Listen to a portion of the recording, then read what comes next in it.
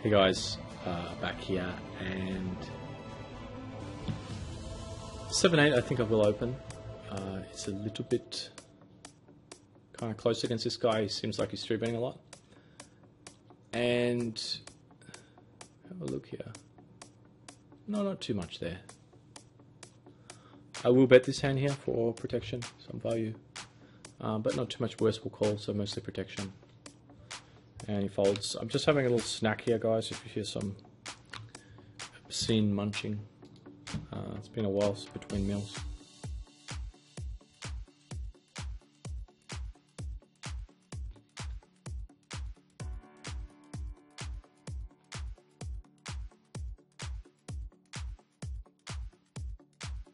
I think 4-way, I'm going to call here. Squeezing is not bad, I think. But, you know, Scar has been kind of tight and he's open first position. It's kind of close. I think it's actually not that bad. This is what, the worst scenario? I mean, now we can fold.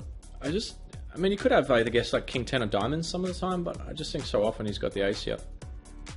And A-maker's called, so I mean, A-maker's probably got like ace 9 plus or ace 8, ace 2.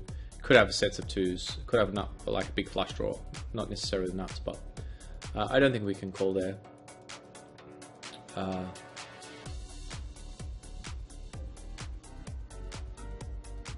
it is a set of 2s, and I mean, we were behind the ace 10, which is what it looked like.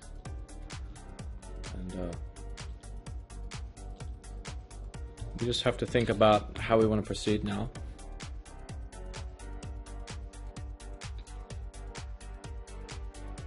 In terms of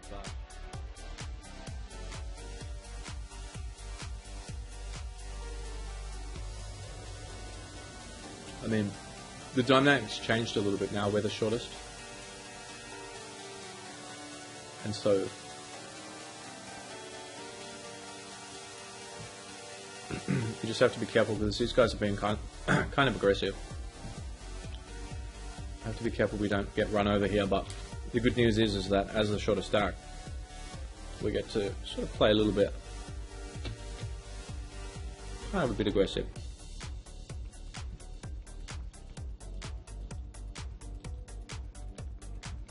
Rob Dag has a little bit of a bigger bubble factor than we do. And I think I might actually 3-bet here. I mean, we've been tight.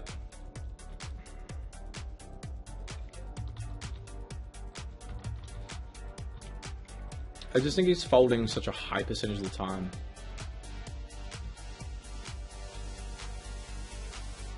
I mean, he's probably raising here like 75% of hands or something, you know? I think. I mean, because we've been kind of tight and he just wants to keep pressuring as the big stack. And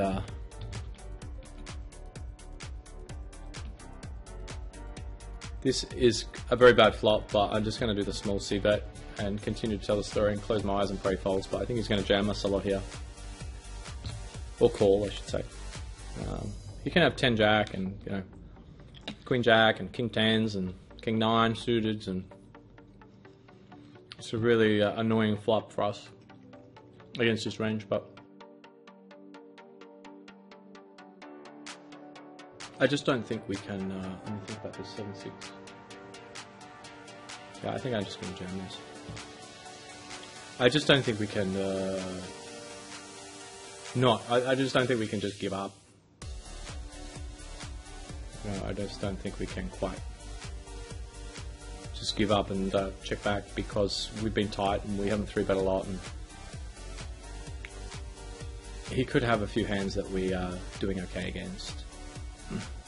I'm not doing okay against, but I mean hands are folding.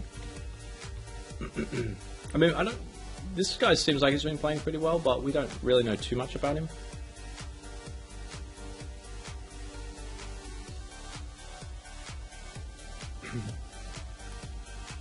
So it's not like he couldn't maybe surprise us once in a while there with some sort of suited connector or something.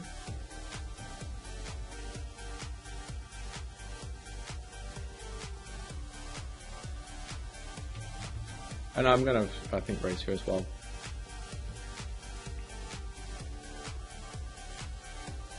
I think these guys in this instance are probably like overfolding, like raise overfolding a little bit.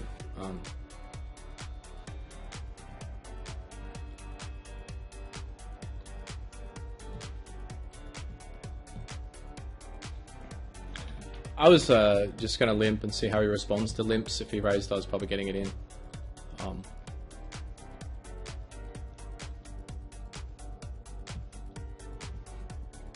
You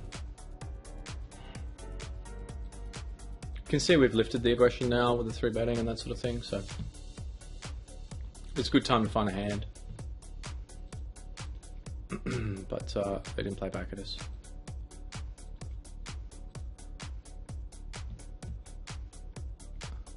Just going to shove here. It's a little bit deep for it, but we're only 3-handed. And it's not great. I mean, if we 3-bet and Rob Dag just jams us, like, I mean, it's a little bit kind of risky. This is kind of close here, isn't it?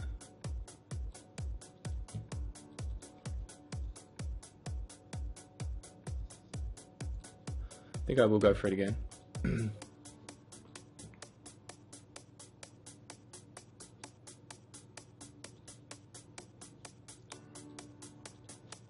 think this kind of sudden change of gears is kind of going how I hoped it would, and we can't fold, I think, here in this instance. Now that we've become, you know, this aggressive,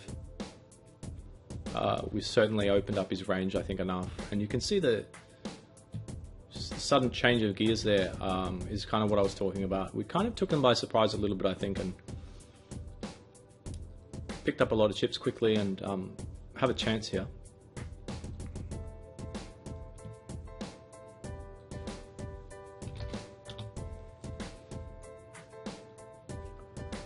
The 5-9, let me think about this. We have a decent depth of stack now after that double, so I think I'm going to... Oh my god, I'm leaving the recording. Am I recording? Oh, I thought I wasn't recording, guys. I thought I wasn't recording.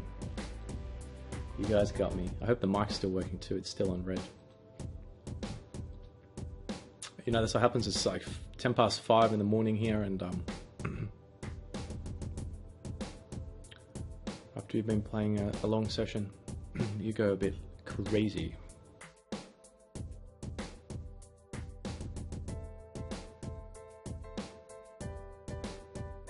There's a whole lot of different strategies we could use against this guy. And limping and stabbing is one.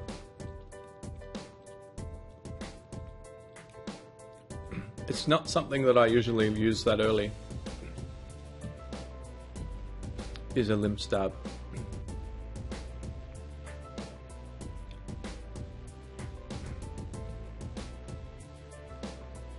But I think actually limp stabbing against this guy might work okay.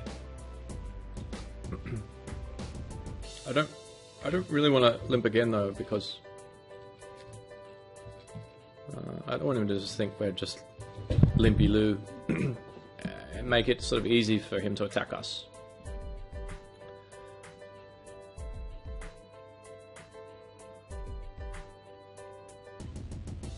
I think that I might 3-bet this. It's definitely callable.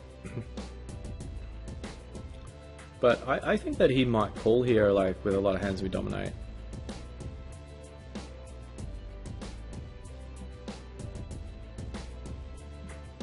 It's a little bit risky. You know, because we have a little bit of playability with our stack size.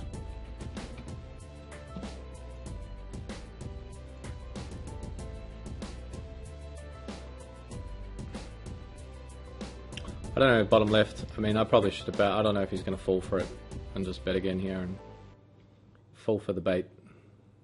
But we'll see. Yeah, King 7 is kind of close, but I'm going to fold. I think I might just shove.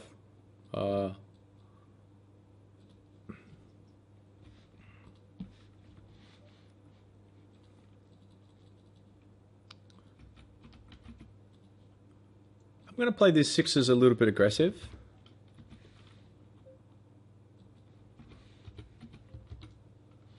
I probably wouldn't do this if this guy, if we had more chips than him.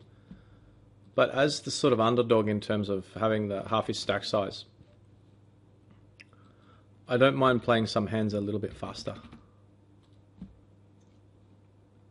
This is kind of weird, this bottom right. I mean,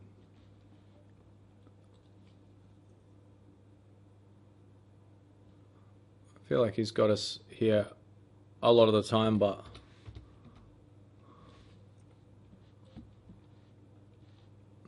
with no notes, and he looks a little bit loose.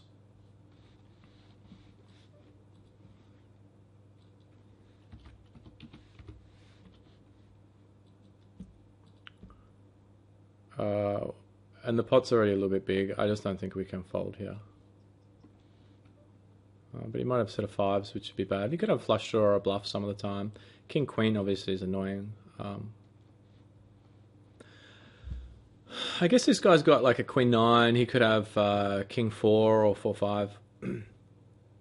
He's got king 10 down there, so that's good. Well, was good until the until the turn.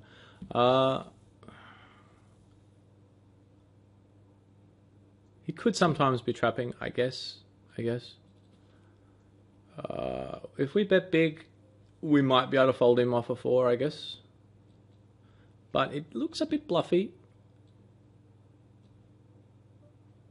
Yeah, I mean, he's not going to fold a queen, I don't think. Unless we shove or do something crazy. But it's a little bit risky.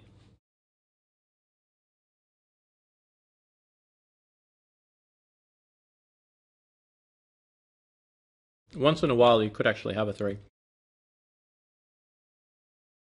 Because he probably plays it the same, I think.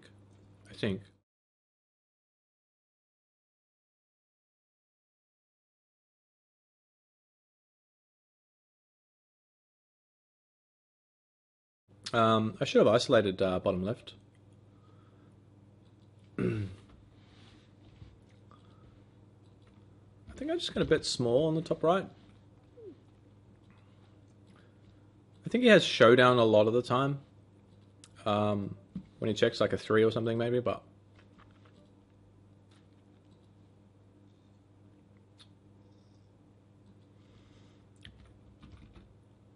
yeah, actually I will limp it.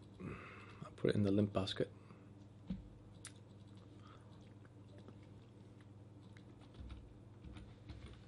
Limp stab. Some players aren't really used to what happens when players limp.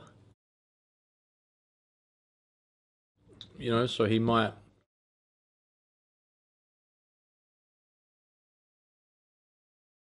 not adjust well to the limping.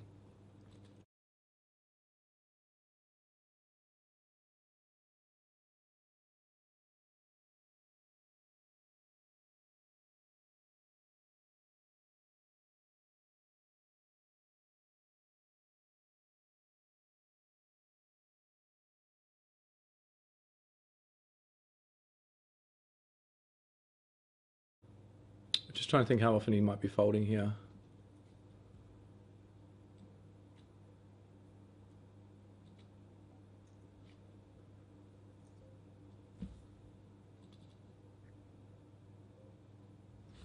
That's a nice one. I was just thinking if we can call. I was just thinking if we can call against him.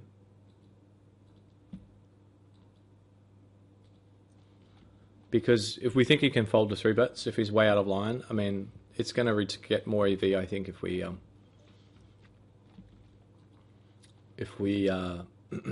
just flat. But being out of position, you know, it's a little bit awkward. It gives him a bit of an advantage because he can check back and take free flop, you know, free turn cards and so forth. This is actually not too bad a spot, I think, because he's raised so small. We can call in position with a suited hand that, you know, isn't completely useless. It's interesting that he made the small raise. I'm not really sure what it means. I think I am just going to call here, which is just for the times we flop nothing like this, and can actually fold. It looks a bit silly, but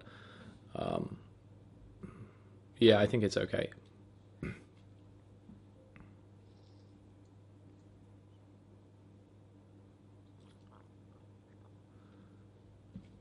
We'll just call now, I think, because we're so deep.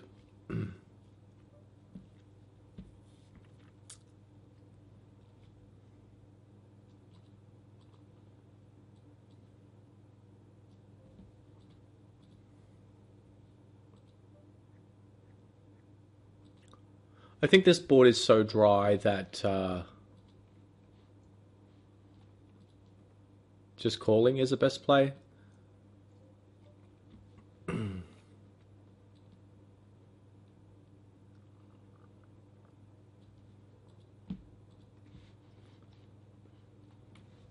Looking good bottom right.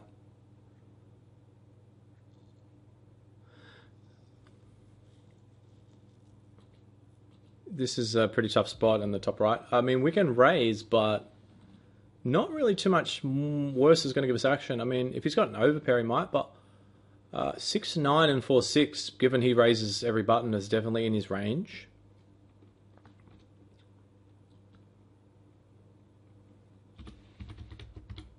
But I think I will anyway here, actually. I mean, it's kind of close.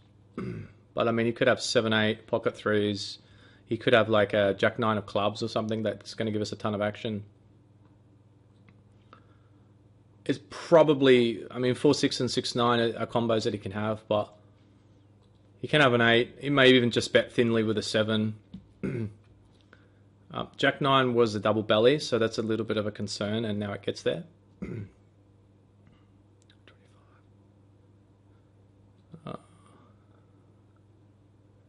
Yeah, I don't think we can quite fold there.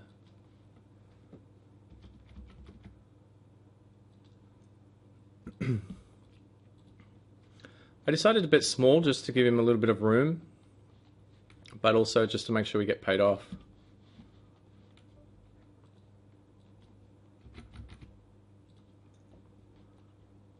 And he had the up and down and hit the 10 on the river, so.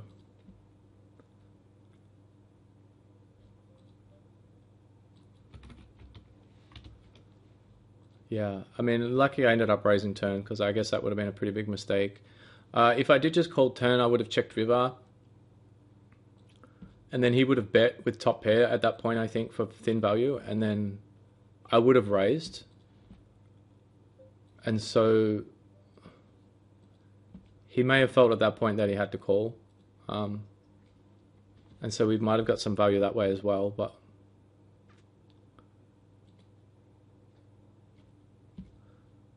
he probably has a jack a lot here, maybe a small ace. He could have king 10 and king queen, I guess, some of the time. Queen 10. King 3, it kind of looks like he's got king 3, which would be a split. And he does have the jack, so.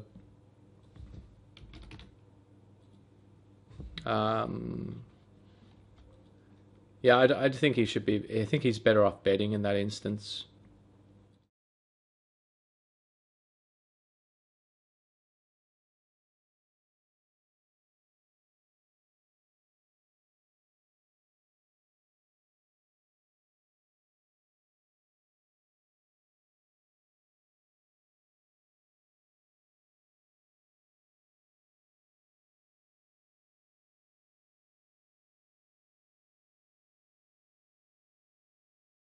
Probably not going to fold here with the gut shot. He's probably going to bet 3k.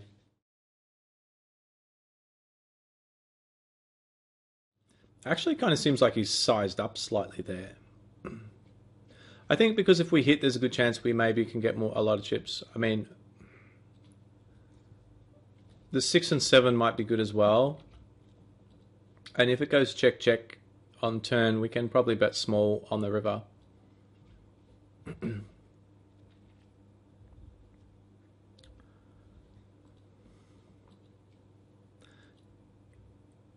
He might put us on 5-6 or diamonds some of the time. That just check call flop. It's a pretty good barrel card here. I think if I had diamonds here, I don't know what I would do. I may actually check raise if we had like 6-7 of diamonds or something. I don't know actually. I mean, it's a little bit of a loose call on the flop, and the 6 or 7, if we hit it, could get us in trouble since it still might not be good. But and there are diamonds there, but yeah. He hasn't really been 3-betting that much yet, so probably bottom left could have turned that hand into a bluff. I think we could have folded out 7s.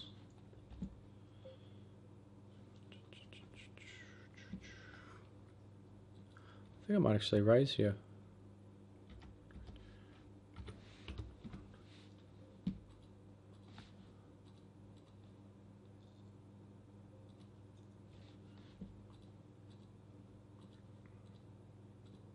It's pretty risky because he hasn't 3-bet that much. It doesn't have to work that often though, and it just kind of felt like it was time for him to go for a 3-bet.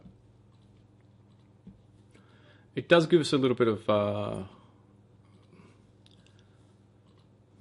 kind of fear equity too, I think.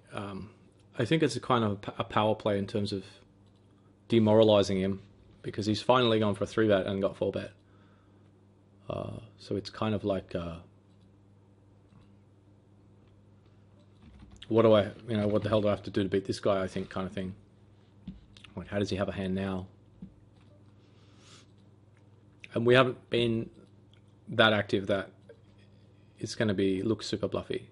And you could see the leverage we got with the 4-bet. We only had to raise small.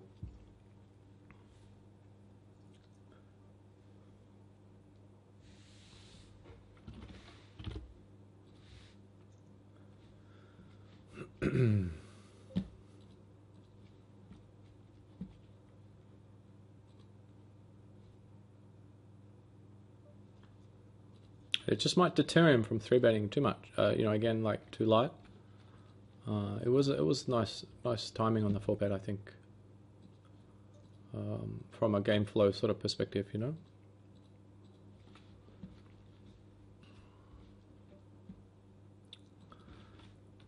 And I think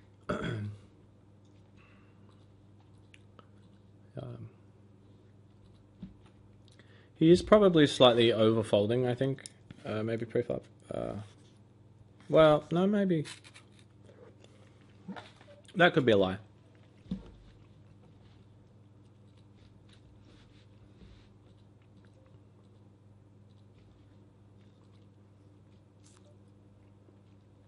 I think this is just a classic, like, check down. It's actually a really good card, barring the instance when he has 9-10, because he might bluff at it, and he could have hit it. If he hits a jack, he's probably going to check call. If he's got a queen, it was likely bigger than ours, and now it's a split. So it's kind of good. It was kind of good.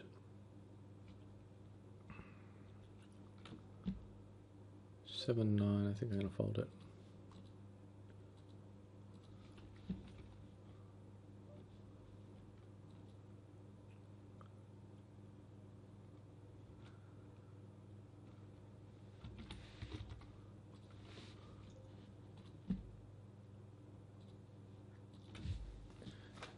He might want to pull the trigger again here.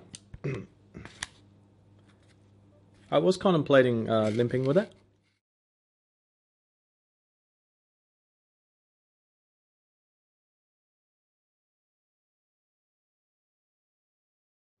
The blind structure at the moment is very important too.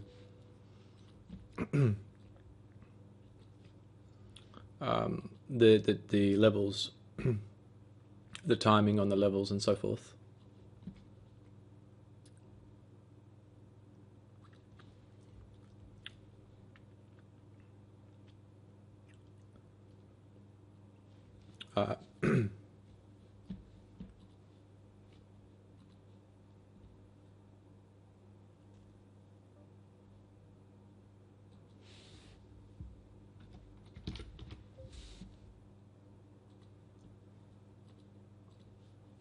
It's actually a pretty good board for him to check raise on there, I think. Because a lot of the time we're going to have 5-7, 5-8 suited, sort of 9-6 suited. Those types of hands. I feel like he might not quite have adjusted to our limps very well. I mean, he's folded to every stab so far.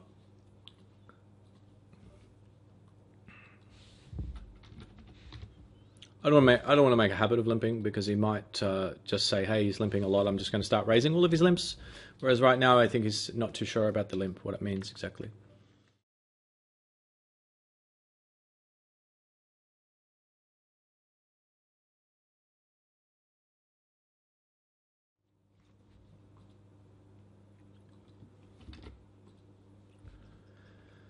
He has got a stack size where he can probably start shoving here. If he's got a pair or a big ace, or even like a king jack suited, king queen. I don't think he's ever folding there, you know? I don't think. He's got tons of his stack in. And we got there, yes. It's a good result. Good hold. And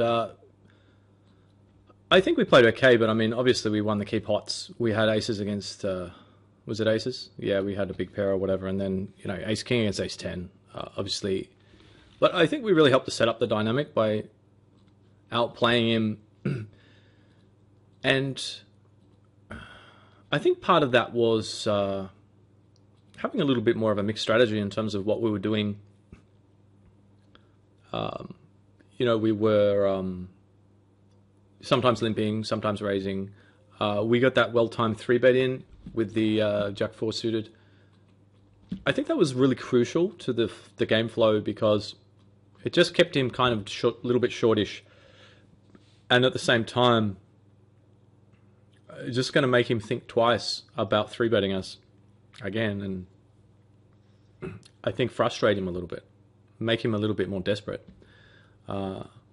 And I think that's just a little bit of the mental element of heads up, which is why heads up is, a lot of fun, and, well, especially when you win.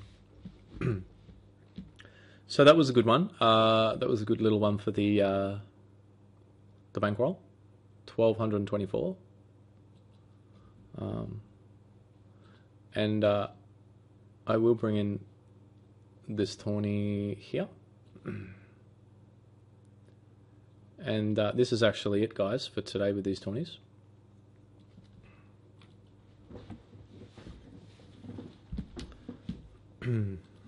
It's quite a satisfying end. I guess we're going to fold queens there.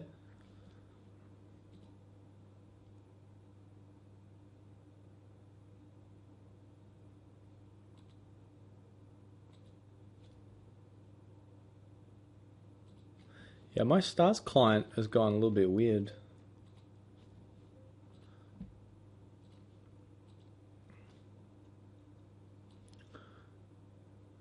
Running good. Are we past the bubble? No, we're in the direct bubble. Lucky I checked. Gonna have to fold it.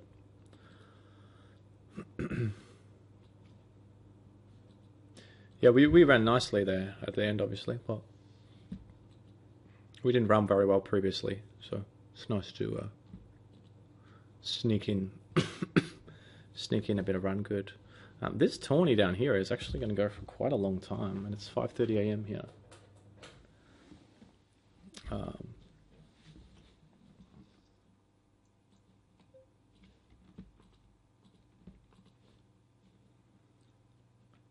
So I'm just thinking if it's worthwhile registering in anything else as well.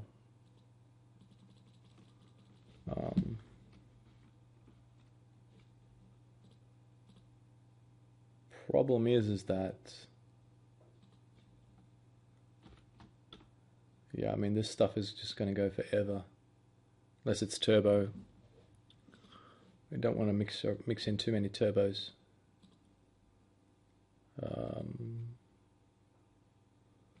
But if there's a few small things, I'll add it in.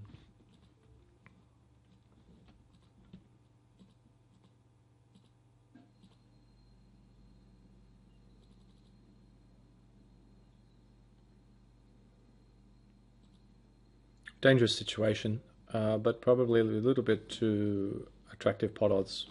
But I wouldn't blame anyone for folding there. King 9, Ace 9.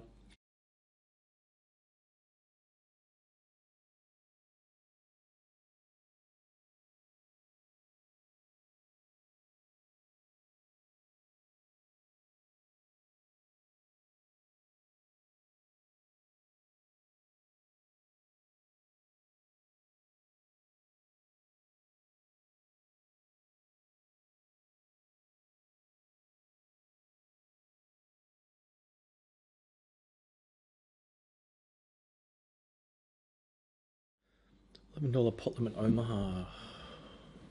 That usually goes pretty quick, and the players are usually a bit debarred. Thinking about adding that in.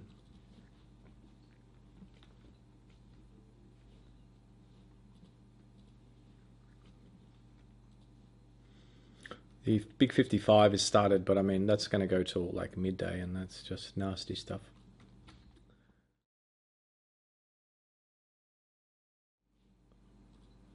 What else do we have?